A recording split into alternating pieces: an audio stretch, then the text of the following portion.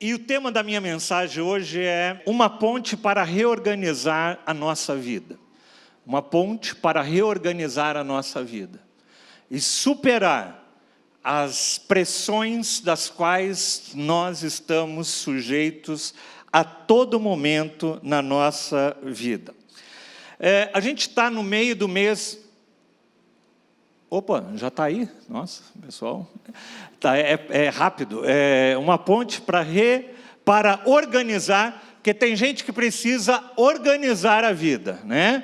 E tem gente que precisa reorganizar. Um dia já teve organizada, mas aí às vezes entrou filho, entrou coisa, entrou situação e deu uma desestruturada na sua vida. E você está na hora de você talvez botar e reorganizar. Sabe aquele negócio que a gente faz às vezes em armário, né? Eu não sei se você é desse tipo. Eu vira e mexe, eu paro e dou uma arrumada nas minhas gavetas, nas minhas coisas, né? Ponho tudo em ordem lá, separadinho. Mas passa algum tempo, você vai abrir a gaveta. Hoje eu fui de manhã procurar um negócio na minha gaveta do meu criado mudo. E estava uma confusão ali naquele local. Então, é sinal que precisa reorganizar algumas coisas. Então, a gente está pior que bolsa de mulher. Você já viu bolsa de mulher, como que é? Você olha assim, é uma coisa, né? Você precisa dom de revelação para tentar achar alguma coisa. Às vezes a Sônia fala assim, procura lá na minha bolsa, lá o negócio. Eu falei, meu Deus, como é que a gente acha aqui, né? Mas...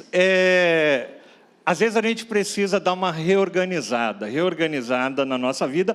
E tem gente que precisa organizar, que nunca organizou a sua vida. Sua vida sempre foi uma confusão, levada aos trancos e barrancos, né?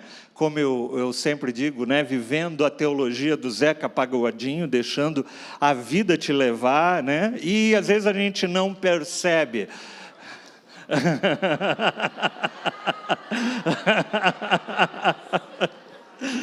Amém. Glória a Deus. Então, a gente precisa reorganizar ou organizar a nossa vida. E nós estamos, amados, no mês do Setembro Amarelo, né, que tem sido instituído como um mês de alerta e de prevenção à depressão e ao suicídio, né? Muito tem se falado sobre isso, né? Nos telejornais, nos rádios, nos meios de comunicação, muito tem se falado sobre isso. E essa semana eu fiquei muito perplexo, mais uma vez.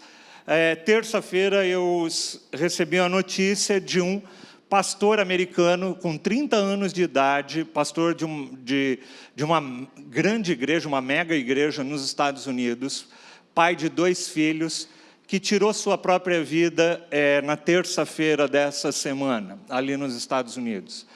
Isso repercutiu, foi muito falado sobre isso, né? E mais uma vez, né?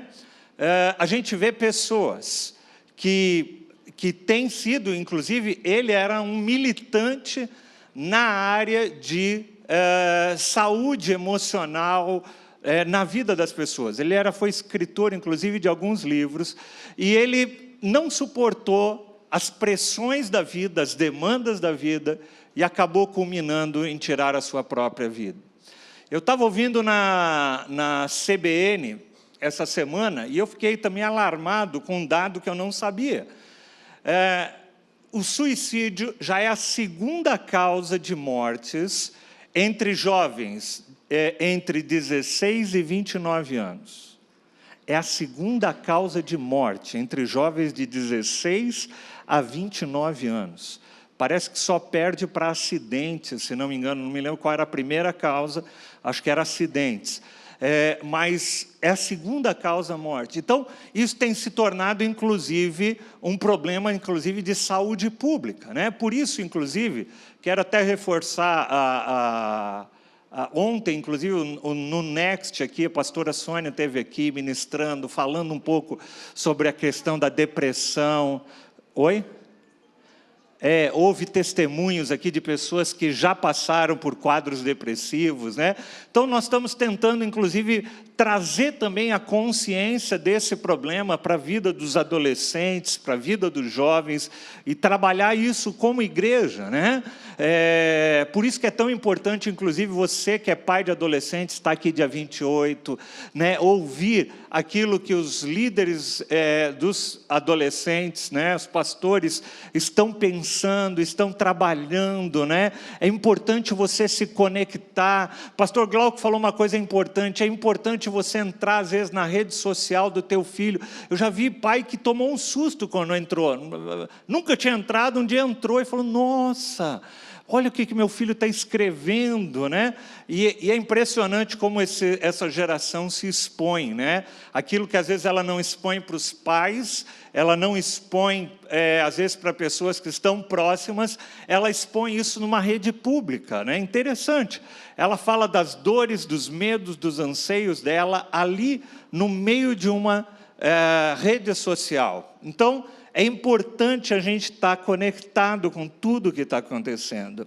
Então, por que eu estou falando sobre isso e o que isso tem a ver com reorganizar a vida? Tem tudo. Sabe por quê? Porque muitas vezes a nossa vida, como eu disse, vai caminhando e vão surgindo pressões ao longo da vida que vão nos desestruturando. E muitas vezes a gente acaba chegando a um ponto de não saber como lidar mais com as situações da vida. E hoje em dia as pressões vêm de vários lados. Por exemplo, eu li alguns artigos esta semana, já vinha lendo, de como, por exemplo, a internet e principalmente as mídias sociais têm influenciado a depressão, os sentimentos de depressão, de frustração, de ansiedade na vida das pessoas. Eu não sei quantos já leram isso, mas tem muito artigo. Se você quiser, busca no Google lá, você vai colocar mídias sociais, depressão, ansiedade. Você vai ver uma infinidade de estudiosos, de professores, de cientistas, de psicólogos falando sobre o tema. Nós vivemos uma época onde as mídias sociais têm tomado um lugar dentro das casas, dentro das famílias, muito importante. E qual é o que acontece normalmente com essas mídias sociais? É que você começa a se comparar, né? As mulheres entram lá no perfil da Bela Falcone e falam, uau, eu quero ser igual a Bela Falcone, né? E aí, você não é a Bela Falcone, você é você. Mas eu li essa semana depoimentos, né? Na revista, saiu, me esqueci agora a revista, mas a revista Veja. Saiu uma reportagem e o depoimento de várias pessoas, uma jovem, falando assim que ela chegou um tempo de ficar louca, porque ela queria viver a vida que aquelas blogueiras viviam, que aquelas pessoas viviam, ela queria ser igual a elas. E aí você começa a se frustrar, e o cara começa a entrar no Instagram do vizinho dele, vê que o vizinho dele está sendo bem sucedido, e foi viajar para a Europa, e ele não consegue juntar grana para ir para a Praia Grande no final de semana. E aí ele começa a ficar frustrado, porque ele começa a se comparar. E aí você vê o fulano de tal, uma foto nas Ilhas Fiji, ele foi passar a lua de mel nas Ilhas Fiji, aí o casal está querendo casar e não consegue juntar dinheiro nem para pagar a festa do casamento, quanto mais para tirar uma lua de mel nas Ilhas Fiji. E começa a aumentar as frustrações, e a gente começa a se comparar, tanto homens quanto mulheres, tanto adolescentes quanto jovens, e você vai entrando em algo que você começa a se pressionar você mesmo internamente. Dentre os artigos que eu li um aqui interessante, na revista Veja, diz assim: em um mundo imerso nas redes sociais, não é difícil notar o alto número de youtubers que sofrem de depressão e ansiedade. Então, não é só quem assiste eles que fica ansioso e depressivo. Eles também, porque eles têm que produzir sempre, eles têm que ter uma demanda, eles têm que ter seguidores, eles têm que ter isso, e isso vai gerando uma ansiedade. E diz assim o texto: não há explicação definitiva para o fenômeno, nem como afirmar o que é a causa e o que é o efeito, no que parece ser uma indagação do público em geral. Porque tantos youtubers têm ansiedade e depressão, ou, ao avesso, porque tantas pessoas que sofrem de ansiedade e depressão se tornam youtubers. Um bom modo de mapear a depressão na era da internet é através do entendimento da cabeça das figuras públicas, começando pelo superstar do YouTube brasileiro, o Whindersson Nunes. Com 36 milhões de inscritos em seu canal, ele está entre os maiores do Brasil. E o youtuber chegou a fazer 20 shows por mês e tem um programa no Multishow e virou estrela de cinema. Com esse crescimento, veio uma consequência grave. Teve o que é chamado de burnout. O esgotamento profissional de caráter psíquico. Nas redes sociais, comoveu o país ao admitir a sua depressão, antes de se recolher e não comentar mais sobre o assunto. Isso aqui é uma matéria da revista Veja do dia 13 de julho de 2019. Agora, coisa recente, pouco mais de um mês. Tem uma outra pesquisa, numa outra revista, numa outra edição da Veja, um pouquinho mais nova, de 31 de julho, uma semana depois, diz assim: pesquisa mostra que 86% dos brasileiros têm algum problema de transtorno mental. Então, se você acha que você tem algum problema, não se preocupe, porque você faz parte dos 86% de brasileiros que têm algum tipo de transtorno mental. E quando eu digo transtorno mental, eu estou falando de algum problema emocional, algum problema na sua alma, algum problema na sua vida. Diz assim, segundo especialistas, problemas de saúde mental costumam ser desencadeados pela pressão no ambiente de trabalho ou por situações afetivas na vida pessoal. Esses problemas, a ansiedade, por exemplo, atinge mais de 266 milhões de pessoas. O Brasil é o país com maior número de pessoas ansiosas do mundo. 9,3% da população. Dados da Organização Mundial de Saúde. Você pesquisa lá depois, você vai ver. Não é qualquer órgão. A Organização Mundial de Saúde diz que o Brasil é o país onde mais tem gente ansiosa no mundo. Esse jeito do brasileiro, parece que brasileiro leva tudo na flauta, como o pessoal dizia, está aí para nada, não é assim. Ele só faz de conta que ele é assim. E não para por aí. Novos dados mostram que 86% dos brasileiros sofrem com algum tipo de transtorno mental, como a ansiedade ou a depressão. A psicóloga Heloísa Caiubi disse que esses números são reflexo da realidade que estamos vivendo. O mundo está difícil, rápido e cheio de mudanças. Muitas vezes nós não temos tempo sequer de assimilar uma mudança e já vem outra em seguida.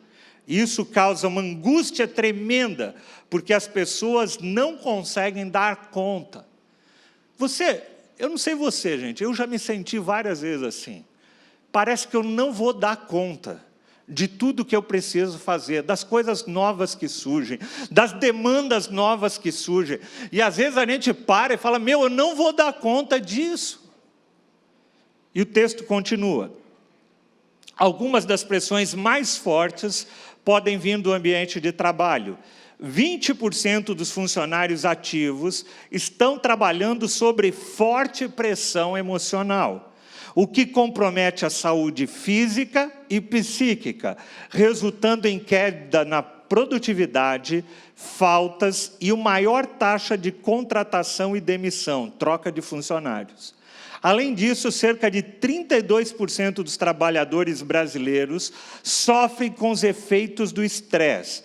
Um dos primeiros síndromes do burnout, segundo a International Stress Management Association.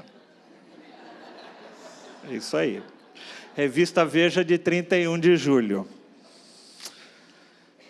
Eu ouvi ainda essa semana uma pessoa falando, esse negócio de estresse, a gente estava numa conversa e a gente tocou nesse assunto, né? E a pessoa falou, esse negócio de estresse é frescura. Negócio de estresse é só a pessoa trabalhar que não tem estresse.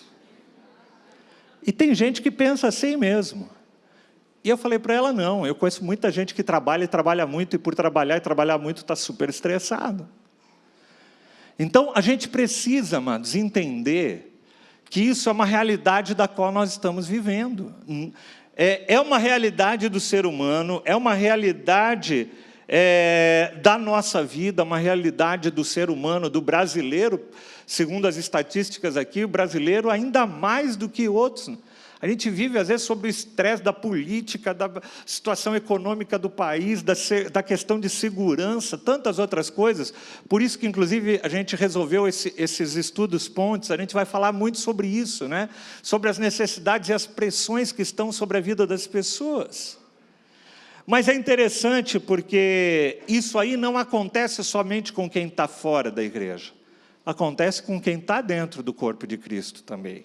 Isso acontece não só com pessoas que não conhecem a Deus.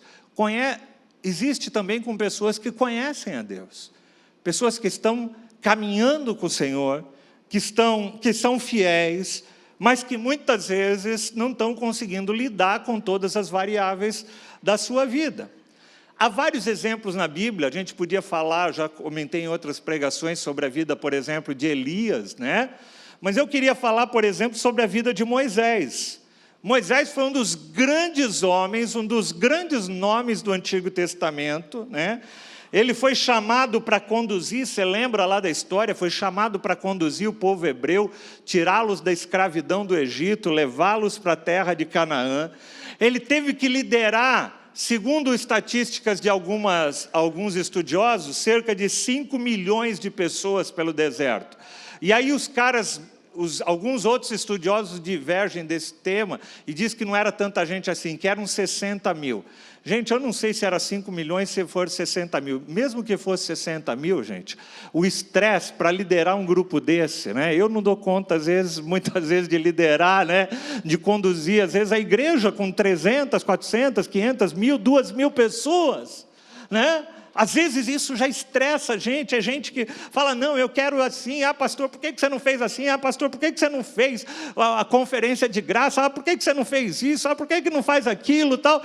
Imagina Moisés com 60 mil pessoas, os caras falando, agora a gente quer comida. Não, mas aí manda comida. Não, mas essa comida todo dia também não tem graça. Então eu quero outra comida, muda o cardápio. Mas agora eu estou com sede. Mas agora eu queria voltar para o Egito. Mas agora por que você é líder sobre mim e tal, e que não sei o quê. Você imagina a loucura que era isso? E no meio de toda essa loucura, sabe o que Moisés um dia falou para o Senhor, lá em Números 11? No versículo 14 e 15, ele disse assim, não posso levar todo esse povo sozinho. Deus não está dando mais. Não estou conseguindo. Essa responsabilidade é o quê? Grande demais para mim. Deus, aqui cá entre nós, não está dando. Você me deu um peso muito grande para eu carregar. E ele falou, se é assim que vais me tratar, faz o seguinte, me mata agora mesmo, e se te agradas de mim, não me deixes ver a minha própria ruína. Ele fala assim, Senhor, é o seguinte, ele não está falando aqui de suicídio, ele está falando de Deus recolher ele. Ele fala, Deus, recolhe eu, vai ser um prêmio. No meio de toda essa pressão, no meio de toda essa situação, recolhe eu, não vou dar conta disso. Deus não atendeu a oração de Moisés. Se você conhece a história, Moisés morreu de velhice no tempo em que Deus havia determinado para que ele morresse.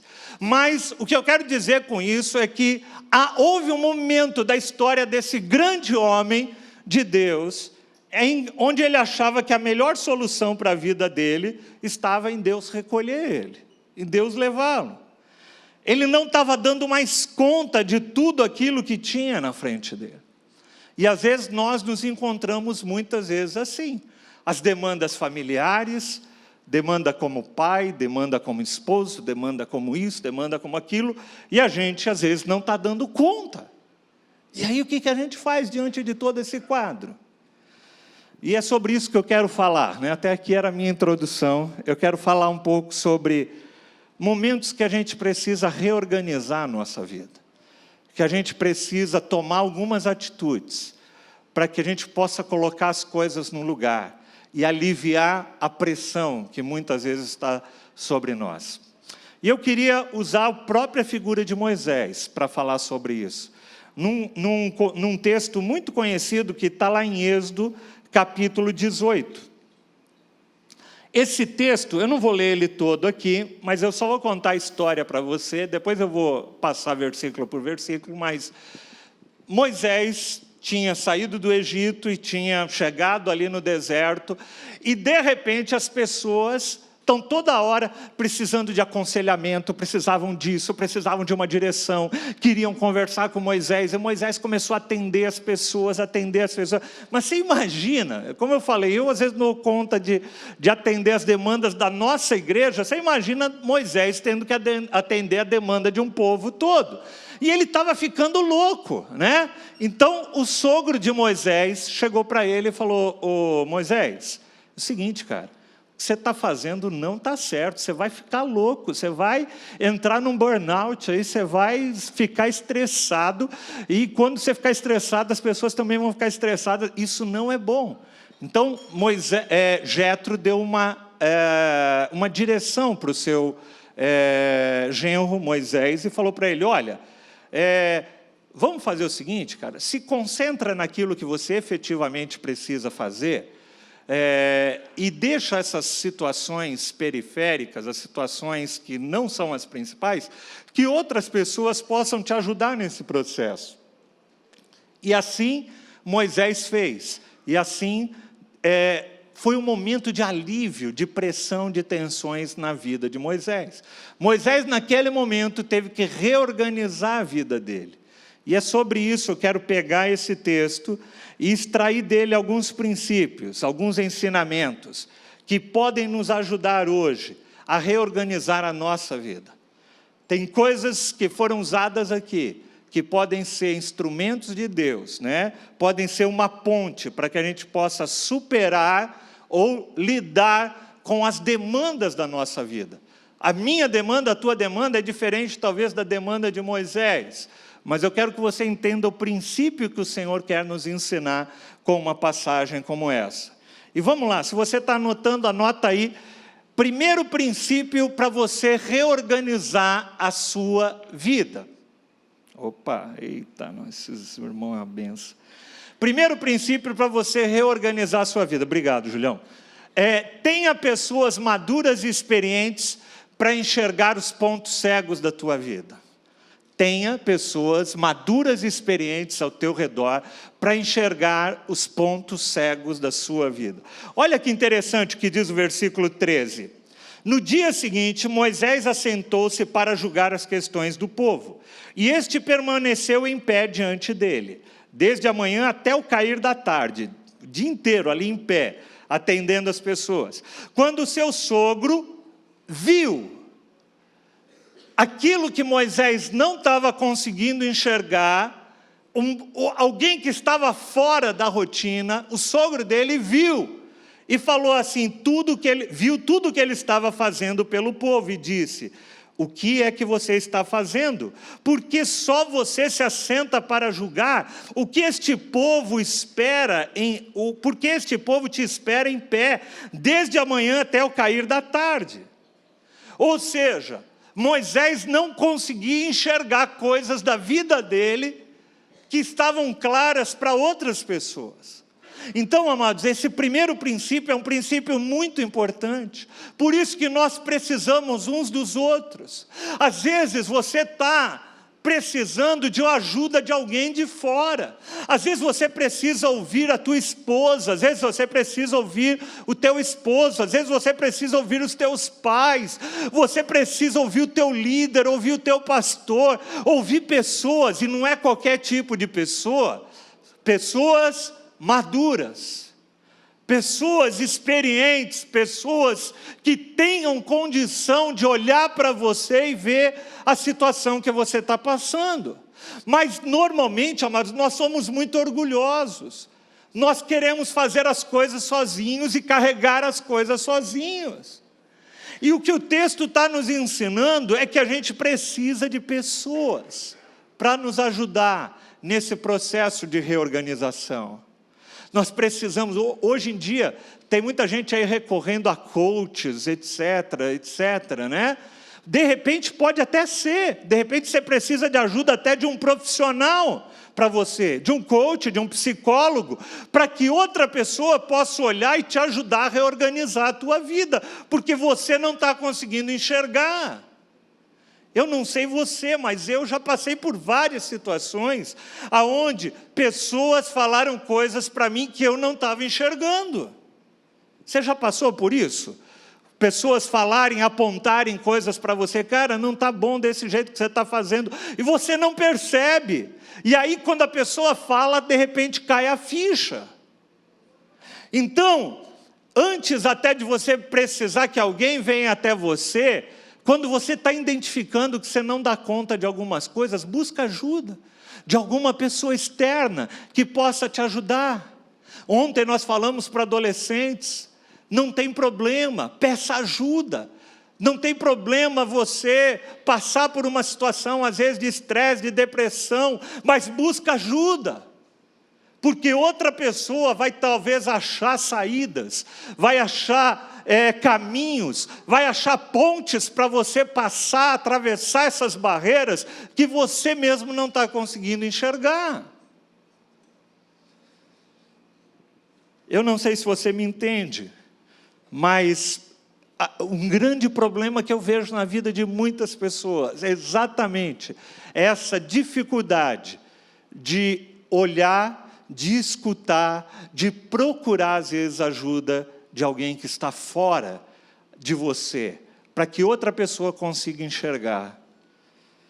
Jetro viu a condição do seu genro, ele viu que ele ia se arrebentar, e às vezes quando a gente está imerso, a gente não consegue ver o que está errado. Busque ajuda de pessoas ao teu redor, pessoas maduras. Não adianta você pedir para gente mais inconsequente, porque às vezes a gente quer procurar pessoas que vão falar aquilo que a gente quer ouvir, né? Tem muito isso também. A gente sabe como a pessoa pensa e a gente vai procurar pessoas que falem aquilo que a gente quer ouvir. E o que Deus quer nos ensinar, amados, é que tem muitas vezes que você vai ouvir de pessoas aquilo que você não queria ouvir, mas que você precisa ouvir. Amém?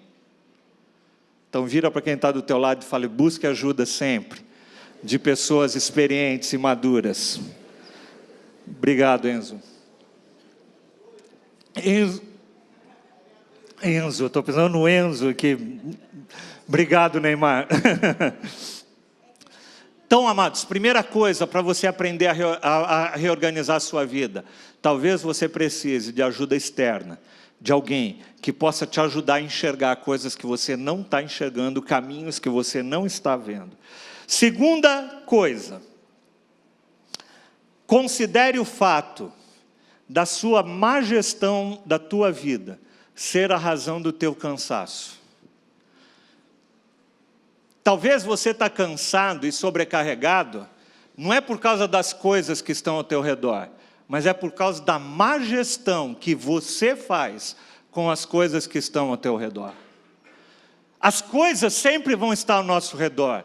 As demandas da vida sempre vão estar ao nosso redor. Os problemas da vida sempre vão estar ao nosso redor. Não adianta você piscar o olho e achar que as coisas vão sumir. Você que precisa gerir melhor as coisas que estão ao teu redor. A tua vida, você precisa, a pastora Sônia tem falado muito isso, sobre uma vida responsável. E nós crentes, amados, temos a tendência de terceirizar isso para Deus. E a gente ora e fala, Deus, ajuda, né, a essas coisas. E Deus está falando, cara, é você que está aí, você vai ter que fazer isso. Põe ordem na tua vida. Organiza a tua agenda, organiza as tuas prioridades. Olha que interessante. Versículo 15, Moisés respondeu para Jetro, quando Jetro falou que o povo estava procurando ele, ele diz assim, olha, o povo me procura para que eu consulte a Deus. Toda vez que alguém tem uma questão, esta me é trazida, e eu decido entre as partes e ensino os decretos e a lei de Deus. Moisés não estava cansado porque ele estava cumprindo a missão dele. Ele estava cansado porque ele estava fazendo a missão dele de uma forma errada. Tem gente que às vezes chega para a gente e fala assim, pastor, ele é líder de célula, eu estou querendo abrir mão da minha célula, porque está sendo um peso. Não é a célula que está sendo um peso, é a gestão muitas vezes que a gente faz da nossa vida que se torna um peso. Ele estava cansado porque ele estava cumprindo a missão de uma forma errada. Às vezes nós estamos fazendo a coisa certa de uma forma errada.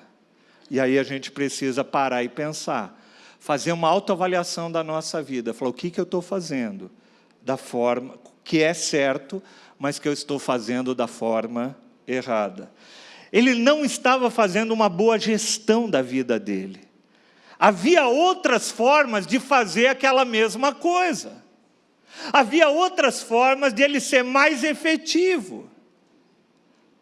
Como eu disse, às vezes a pessoa fala assim, olha, eu não vou ter tempo, né? Não tenho tempo para a célula, que atrapalha a vida. Mas não é a célula que atrapalha a vida, é a vida do cara que está toda atrapalhada mesmo. Ele precisa redirecionar a vida dele como um todo. Eu às vezes vejo jovens, amados, jovens reclamando de cansaço, de estresse. E eu falo, já pensou quando ele casar, quando ele tiver filho, esposa para cuidar, né, isso, aquilo, tal, o que vai ser da vida deles? Aprende a gerir a sua vida.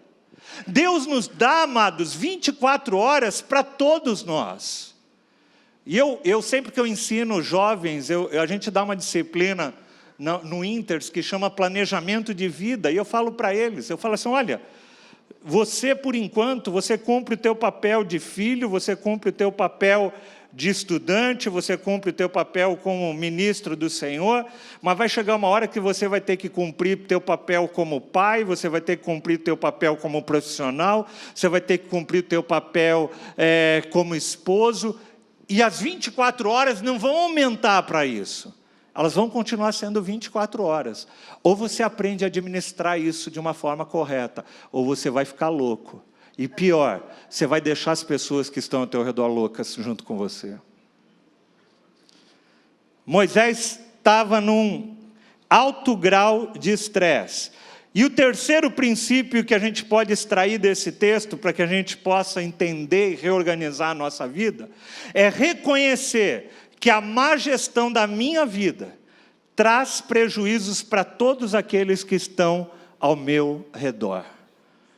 Quando a gente gere mal a nossa vida, o prejuízo não é só nosso, você sabia?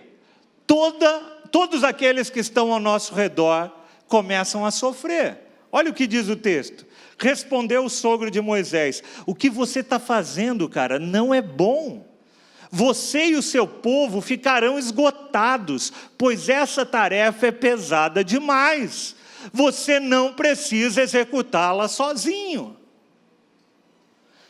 O que Jetro está falando é assim, a tua falta de gestão da tua vida vai trazer danos a todo o povo que está ao teu redor. A falta de gestão da vida, da tua vida familiar, da tua vida vai trazer repercussão na tua vida familiar, na tua casa, na tua família. Quando alguém, por exemplo, não consegue gerir bem as suas finanças, um chefe de uma casa, ele traz prejuízo e todo mundo sofre as consequências na casa inteira. Quando uma mulher não consegue gerir bem a sua vida, as demandas dela como esposa, como mãe, ela traz consequências para toda a sua casa. O que eu quero te dizer, amados, é que tem gente que fala, não, mas isso é problema meu. Não é problema teu. é problema de todos que estão ao teu redor, porque a tua falta de gestão da tua vida traz consequências para todos os que estão ao redor. A falta tua de se preocupar com a tua saúde, com todas as coisas da tua vida, trazem consequências para todos aqueles que estão ao teu redor. Porque vai chegar uma hora que você vai dar trabalho, inclusive, para as pessoas que estão ao teu redor. Reconheça que a má gestão da sua vida traz prejuízos para todos aqueles que estão perto de você.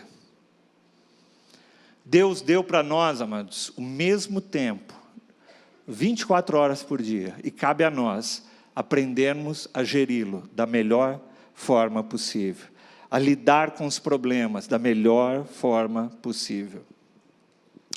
Quarto ensino que a gente pode tirar desse texto: concentre-se naquilo que só você pode fazer. Agora, versículo 19 diz: ouça-me, eu lhe darei um conselho, e que Deus esteja com você. Seja você o representante do povo diante de Deus, e leve a Deus as suas questões. Oriente-se quanto aos decretos da lei, mostrando-lhes como devem viver e o que devem fazer. Em outras palavras, Jetro está falando para Moisés: Moisés, esse negócio de aconselhamento, delega isso para outras pessoas e se foca naquilo que você foi chamado a fazer, trazer a direção e o ensino para o povo. Às vezes, amados, a gente é tomado com o nosso tempo de tantas formas, e a gente perde o foco. Eu vejo pessoas, isso acontece também com adultos, mas com jovens talvez mais forte, né?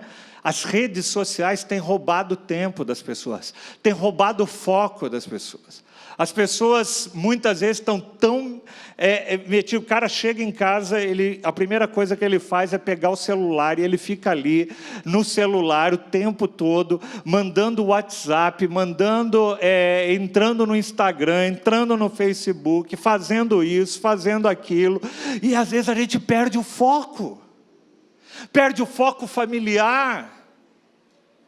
A gente, às vezes, eu ouvi essa semana um pastor falando, e eu comecei inclusive a tomar isso como prática para a minha vida. Ainda não fiz tudo que precisava fazer, mas ele falou que ele começou a limpar toda a lista do Instagram de pessoas que ele seguia. Ele falou: para que eu sigo essa pessoa? Para que eu sigo essa pessoa? Para que essa pessoa vai acrescentar na minha vida? O que essa pessoa vai acrescentar na minha vida?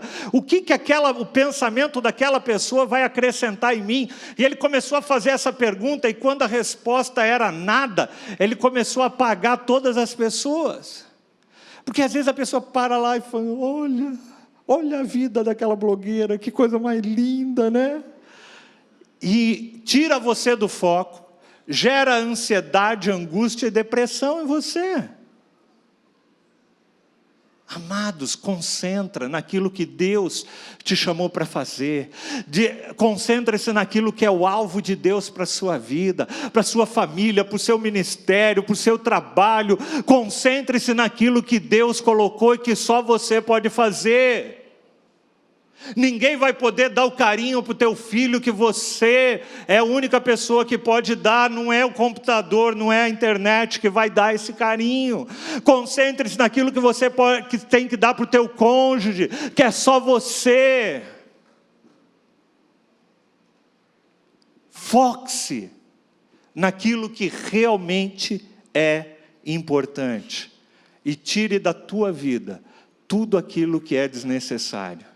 Eu estava falando de fazer limpeza no armário, né? Eu creio que todo mundo aqui já fez, de tempos em tempos deve fazer, né? Que você abre o teu armário, aí você pega aquela camisa lá que está furada já, tal, e que você insiste em usá-la, né? E você fala: não, está na hora de dar um fim nela, né? E você joga. E aí tem mais não sei o que, você começa a tirar: isso aqui ficou fora de moda, isso aqui. E você começa a fazer uma limpeza no teu armário, começa a fazer uma limpeza na tua vida, em tudo aquilo que te atrapalha de chegar no foco. Lá em Hebreus capítulo 12, nem está no meu esboço, mas lá em Hebreus capítulo 12, no versículo 1 e 2, diz assim: livre-se de tudo que te atrapalha e permaneça com os teus olhos fixos em Jesus Cristo, o autor e consumador da tua fé. Mantenha os teus olhos fixos naquilo que são as demandas da tua vida. Aí, livremo-nos de tudo que nos atrapalhe, do pecado que nos envolve, e corramos com perseverança a corrida que nos é proposta. É isso que o Senhor pede, mas às vezes a gente se embaraça com tanta coisa na vida que não era o foco da nossa vida, com conversas, com internet, com coisas que não vão te levar para lugar nenhum. E aí você perde o foco daquilo que Deus tem para fazer em você e através de você. Teu papel como pai, como marido, como filho, como ministro do Senhor, como servo do Senhor. E é interessante que às vezes a gente, quando vai limpar, tem gente que quer limpar da sua vida, às vezes, aquilo que faz para o Senhor, como se isso fosse periférico.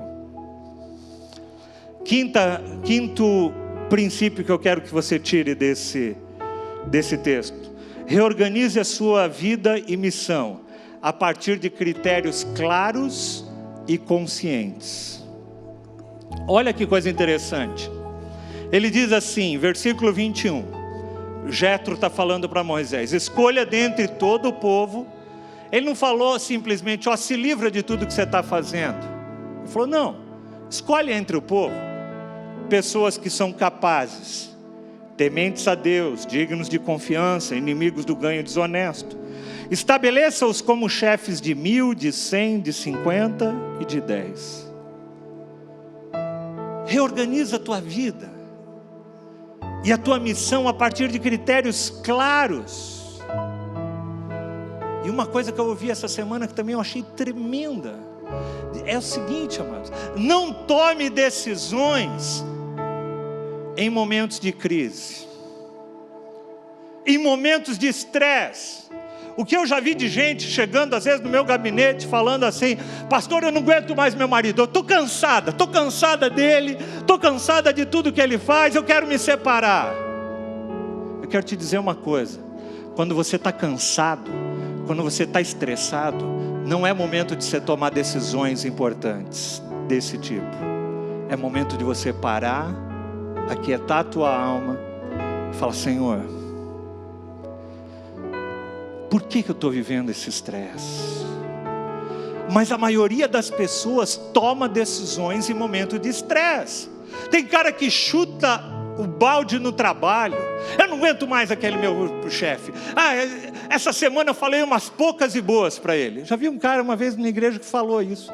Eu não aguentava mais, chegou no meu limite, eu estava cansado dele, e eu falei umas poucas e boas, e o chefe mandou ele embora. E ele ficou não sei quantos anos desempregado. Não tome decisões importantes quando você está cansado, quando você está estressado. Não é o momento de você fazer isso. É o momento de você recuperar a tua lucidez. É o momento de você recuperar o teu equilíbrio. Depois você toma decisões.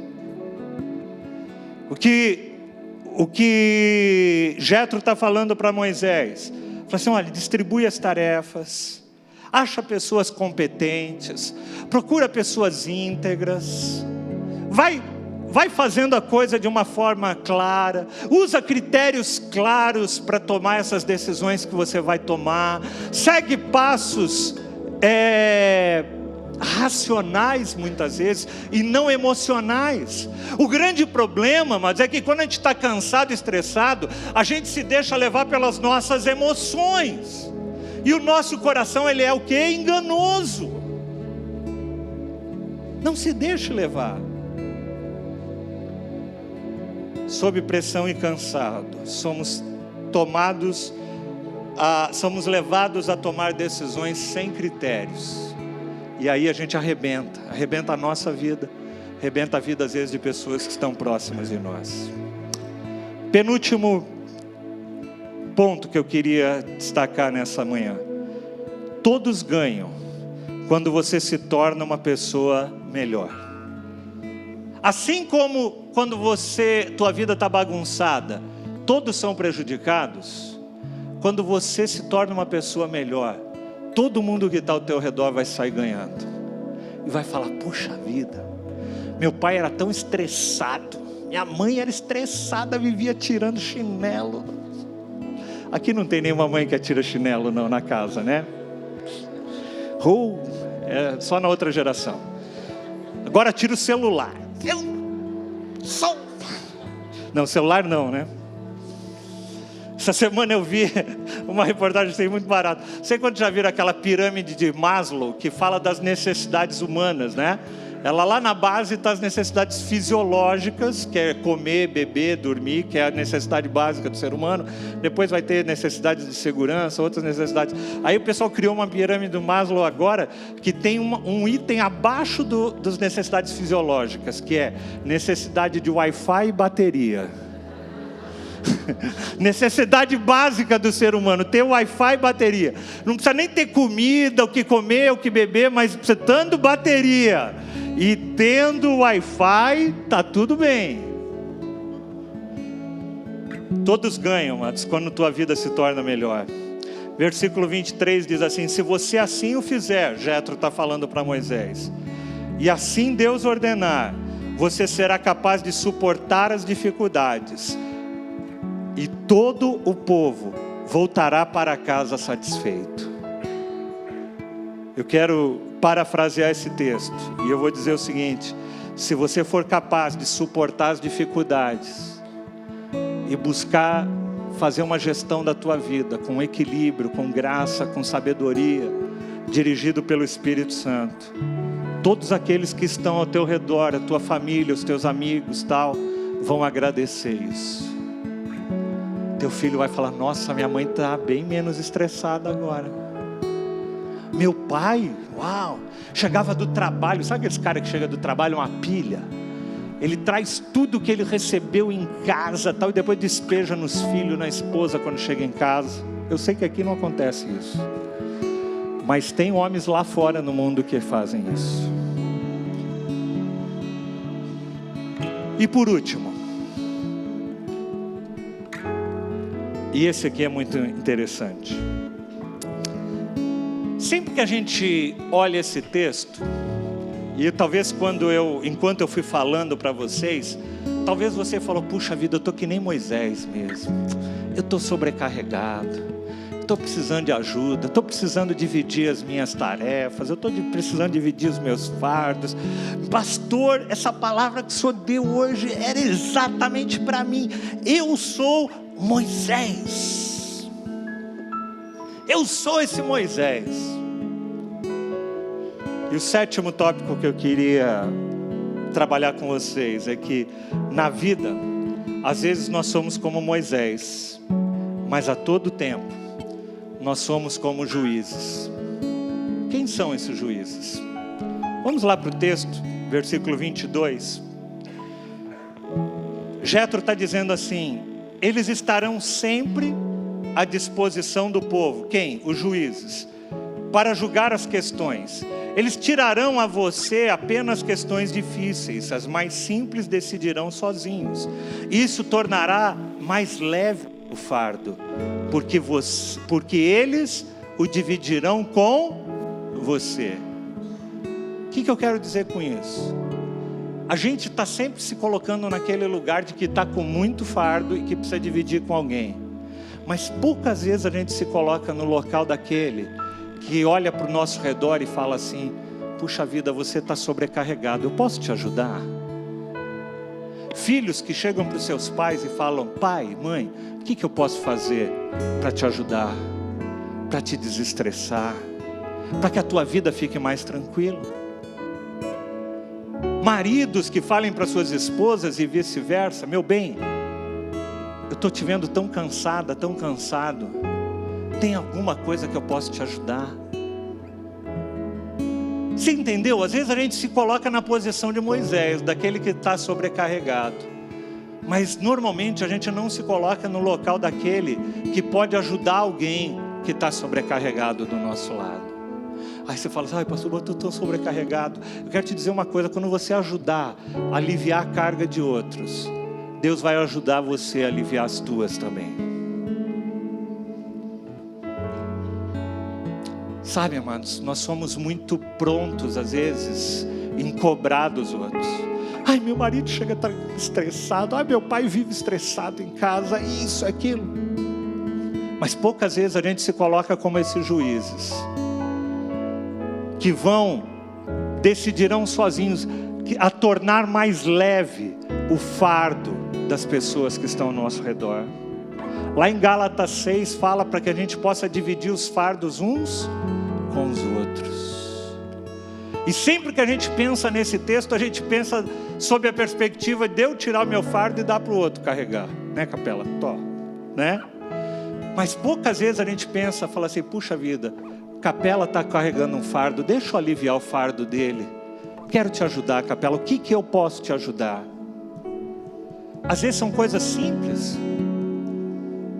Às vezes o marido pode ajudar a ficar com as crianças que são pequenas, que não trabalham um tempão, para a esposa poder descansar um pouquinho. Às vezes é a esposa deixando o marido, por exemplo, descansar um pouco, porque ela está vendo que ele está estressado e cansado no seu trabalho. Às vezes é um filho que pode ajudar numa tarefa de casa. Às vezes é uma pessoa da célula que pode ajudar o seu líder de célula a falar, cara, estou vendo que você chega sempre em cima da hora para ministrar a célula, você está cansado, semana que vem você quer que eu te ajude a preparar alguma coisa? Pastores, tem alguma coisa que eu possa ajudar vocês? Ou nós somos sempre aqueles que querem ser ajudados a ter as nossas cargas aliviadas? Na vida, às vezes nós somos como Moisés, mas muitas vezes, todas as vezes da nossa vida, nós temos a oportunidade de ser como juízes. Olhar ao redor e perceber as necessidades e falar assim, eu quero dividir essa responsabilidade com você. Devemos levar as cargas uns dos outros. A carga das pessoas que estão ao nosso lado estão às vezes sobrecarregadas também. Eu queria que a gente pudesse sair daqui hoje, nessa manhã, refletindo nesses pontos que eu falei. São princípios que o Senhor nos ensina na palavra, para que a gente coloque em prática. Eu tenho falado muito isso, mas às vezes a gente vem no culto, eu podia até fazer um apelo agora e falar para que você viesse à frente, você que está se sentindo estressado, cansado, sobrecarregado. Mas eu não quero fazer isso. Sabe por que não? Porque eu sei que Deus conhece as tuas necessidades, Deus conhece as tuas lutas. Tem momentos que a gente faz isso, mas tem momentos em que a responsabilidade é nossa. A responsabilidade de abrir a gaveta lá da minha casa e arrumar a gaveta é minha. É eu que tenho que arrumar. É a minha bagunça.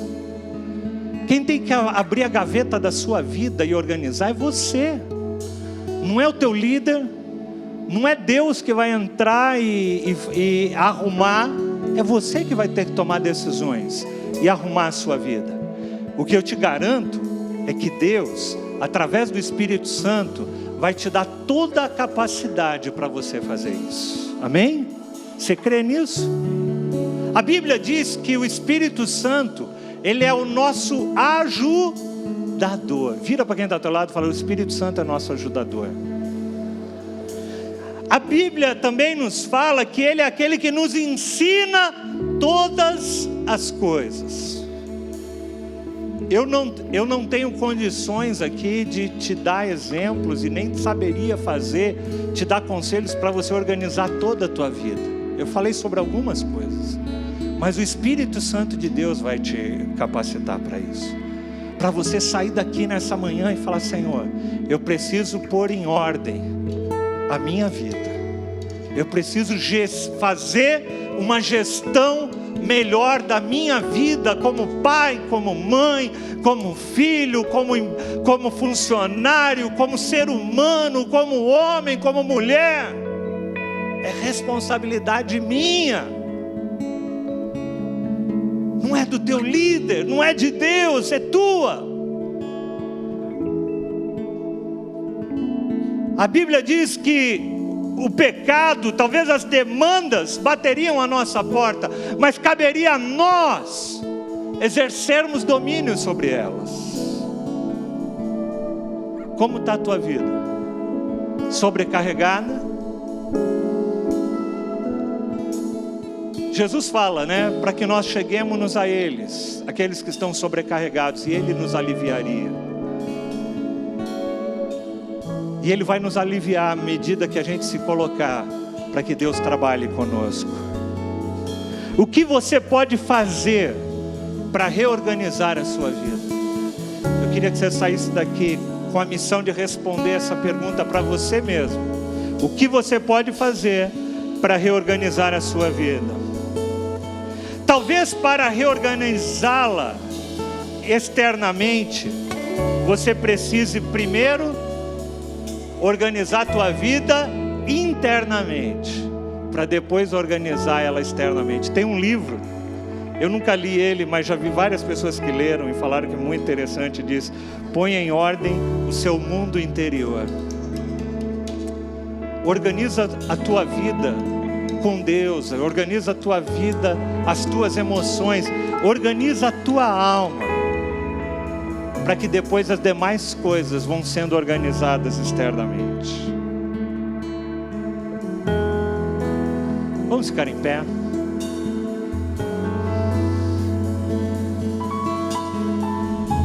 Fecha os teus olhos agora.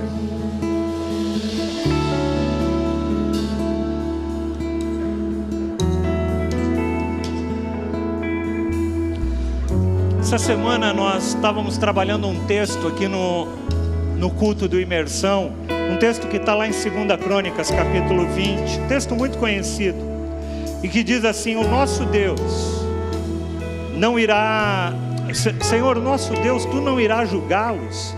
Josafá estava na iminência de sofrer um grande ataque dos amonitas, dos moabitas, e ele diz: nós não temos forças para enfrentar esse exército imenso que vem nos atacar. Nós não sabemos o que fazer, mas os nossos olhos se voltam para Ti.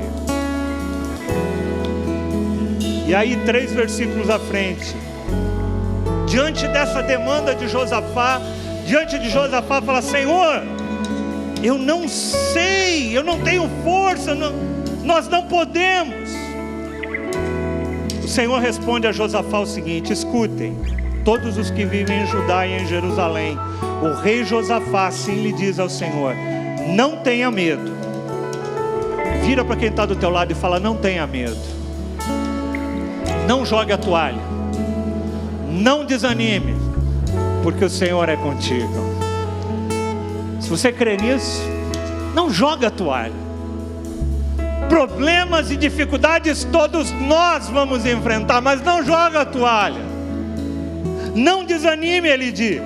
Não tenham medo, nem fiquem desanimados por causa desse exército enorme. Não fique assustado por causa dessas demandas enormes da vida, pois a batalha não é de vocês, mas é de Deus.